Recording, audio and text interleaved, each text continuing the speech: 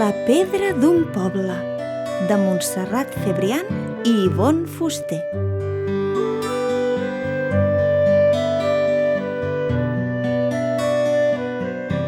Vet aquí que una vegada hi havia un poble envoltat de precioses vinyes. La façana de la seva església recordava el llom d'un gat estarrufat. I tenia un carrer dels més estrets de tot el món.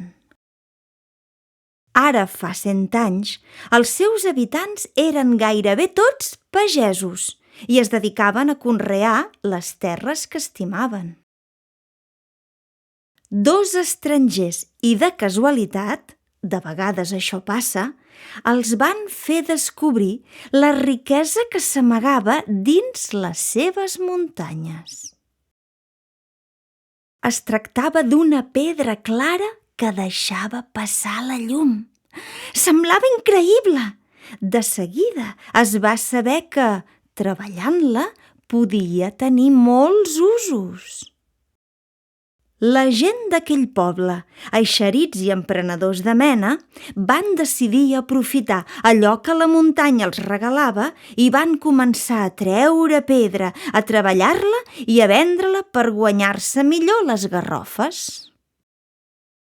Es diu que en el temps dels romans ja s'emprava en petites peces d'art i al segle XVI es va fer servir per construir el retaule de l'església d'un monestir de la Conca de Barberà molt important, el de Poblet.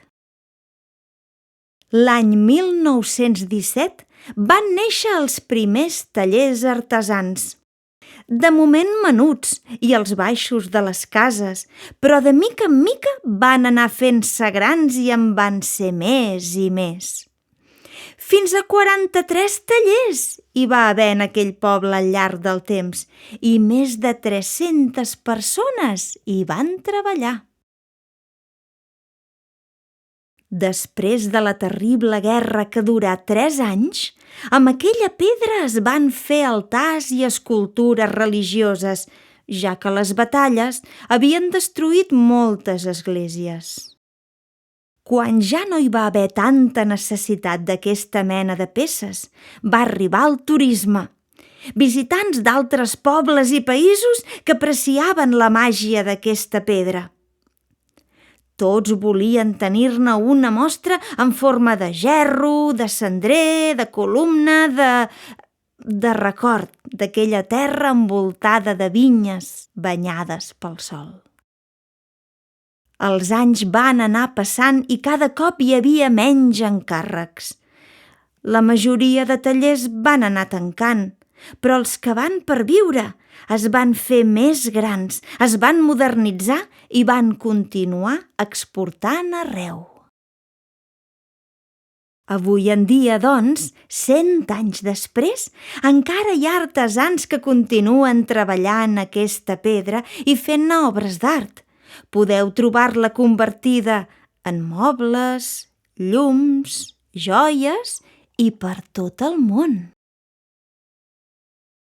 Qui vulgui veure peces diferents d'aquest material i conèixer més la història, pot visitar el petit museu d'un artesà local i també pot parlar amb la gent del poble que guarden aquell temps a la butxaca de la memòria. Les pedreres són a prop del poble, algunes a tocar, i s'hi pot fer una passejada. Voleu saber una cosa?